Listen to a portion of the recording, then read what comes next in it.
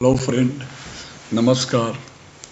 आज मैं आप लोगों को ब्रेक सर्किट के बारे में बताने जा रहा हूँ। ब्रेक सर्किट क्या है, तो ये जहाँ पे ओवर रनिंग लोड हो या जहाँ पे ब्रेकिंग करना हो, सिस्टम को ब्रेक करना हो, रोकना हो, वहाँ पे ये सर्किट यूज होता है।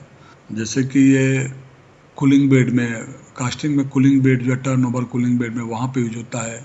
वॉकिंग बीम जो सर्किट है, फर्नेस में जो वॉकिंग बीम आता है, वॉकिंग बीम सर्किट में वॉकिंग बीम को भी रोकने के लिए ये सर्किट यूज होता है।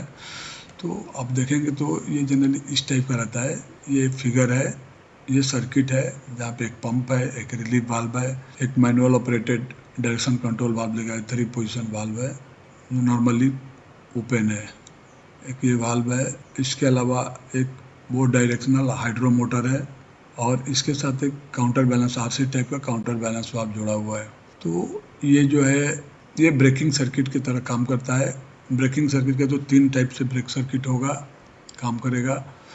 जैसा कि दिखा रहा है, below figure shows an application of an RC type valve to hold a back pressure in a rotary motor when needed and to break the motor when normally open center DC valve is shifted to neutral। जब neutral पे चला जाएगा तो ये hold कर लेगा और जब ये रोटेशन में रहेगा तो वो होल्ड बैक करके रखेगा, बैक प्रेशर से उसको होल्ड करके रखेगा। इसमें 3 फिगर में हमने दिखाया है। B a show the motor accelerating with the brake valve held wide open by load pressure.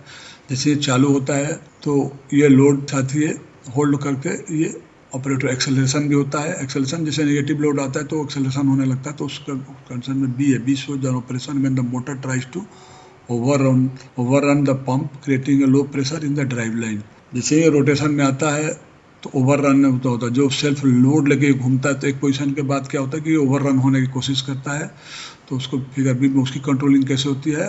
एक है neutral breaking through back pressure is shown in figure C. तो 3 फिगर के द्वारा हमने ये बताने की कोशिश की है और मैं उम्मीद करता हूँ आप लोगों को समझ में आ जाएगा। तो सबसे चलते हैं ये brake circuit. A brake circuit is used to stop a load with minimum shock when its spring force ceases। It may also be used to maintain control when the force imposed by the load acts in the same direction as motor rotation, negative load। देखिए, it may also be used to maintain control when the force imposed by the load acts in the same direction as motor rotation। जैसे motor rotation में ही load लेके जाता है तो उसमें negative load आता है। The desired braking force is adjusted by means of a P-type counterbalance valve, a P-type counterbalance valve, D counterbalance which is pilot operated remotely and or internally। अब देखिए, इसमें रिमोटली एक काउंटर बैलेंस वाल्व है, इसमें 2 pilot आया हुआ है, एक ये पायलट आया हुआ है और एक इधर से पायलट आया हुआ है। यहाँ पे भी क्लियरली है, क्लियर है फिगर में। देखिए, ये प्रेशर पोर्ट है, प्रेशर पोर्ट में एक पायलट यहाँ से आया हुआ है और एक आउटलेट पोर्ट में पायलट यहाँ से आया हुआ है और ये तो ड्रेन करने वाला लाइन है, साथ साथ में एक चेक वाल्व डाला हुआ है। तो the desired braking force is adjusted by means of a P type counter balance valve D which is pilot operated remotely and or internally। Remote control pressure is sampled from the input motor line and acts under the full area of the valve spool। Motor outlet pressure acts under the small piston of D through an internal passage। Valve D is normally closed। It is operated by either or both of these pilot forces acting against an adjustable spring load। अभी ये जो है, अभी देखिए तो normally close valve है और ये चेक वाल्व होता है। इधर से तो फ्लो जाएगा नहीं, तो फ्लो जाने का रास्ता यही है। तो अब जाने के बाद ये स्प्रिंग है, ये देखिए स्प्रिंग है, स्प्रिंग के अगेंस्ट में ये फोर्स आ रहा है। ये बड़ा एरिया है और ये छोटा एरिया है, देख रहे हैं, ये छोटा एरिया पे लग रहा है, ये बड़ा एरिया पे लग रहा है। ये रेड लाइन में भी बड़ा एरिया पे लग रहा है। ये आउटलेट से, ये आउटलेट का पायलट इधर लग रहा है और इनलेट वाला पायलट इधर लग रहा है। तो जब इसको रोटेशन में जाना होगा, जब इसको रोटेट कराना होगा, तो जो आयल इधर से आएगा, आयल को निकलना है, तो निकलने का रास्ता इधर से तुरंत ये है।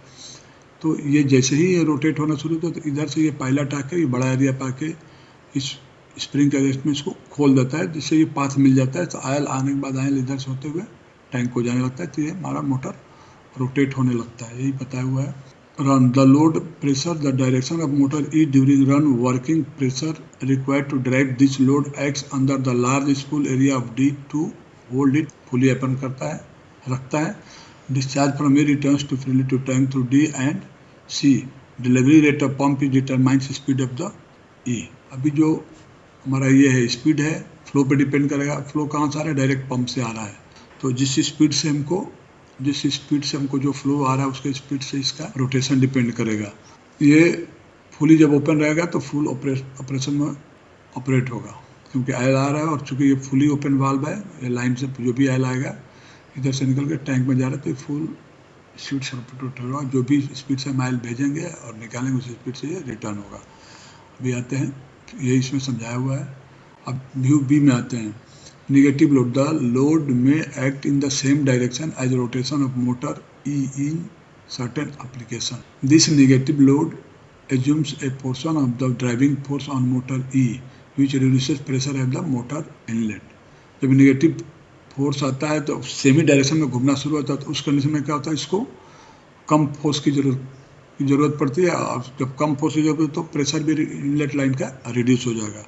इधर का जो प्रेशर है ये रिड्यूस हो जाएगा, क्योंकि सेल्फ वेट से जब घूमना शुरू होता है नेगेटिव लोड आता है और ये लाइन प्रेशराइज होता है। जब ये लाइन प्रेशराइज होता है, देखिए ये पायलट आके ये छोटे वाले लाइन को इसको खोल देता है। जब ये खोल देता है तो हमारा ऑयल इधर से इधर होते हुए टैंक में जाने लगता है। देखिए इंपॉर्टेंट है, ये लाइन नेगेटिव कंडीशन में, ये नेगेटिव लोड कंडीशन में ये पायलट इसको खोल कर रखता है। देखिए ये ओपनिंग कम हो गया, इसके फिगर वाला में, पहले फिगर में ज़्यादा था, ये डिस्टेंस ज़्यादा था, इसमें कम है। तो यही बताया गया है। Reduce pressure at the motor inlet effective under the valve spool of D permit the spool to move towards its closed position, thus restricting the discharge from E. Restricted flow from D creates back pressure in the outlet of E. This back pressure acts under the small piston of D. जो pressure generate होता है तो small piston D के अंदर काम करता है।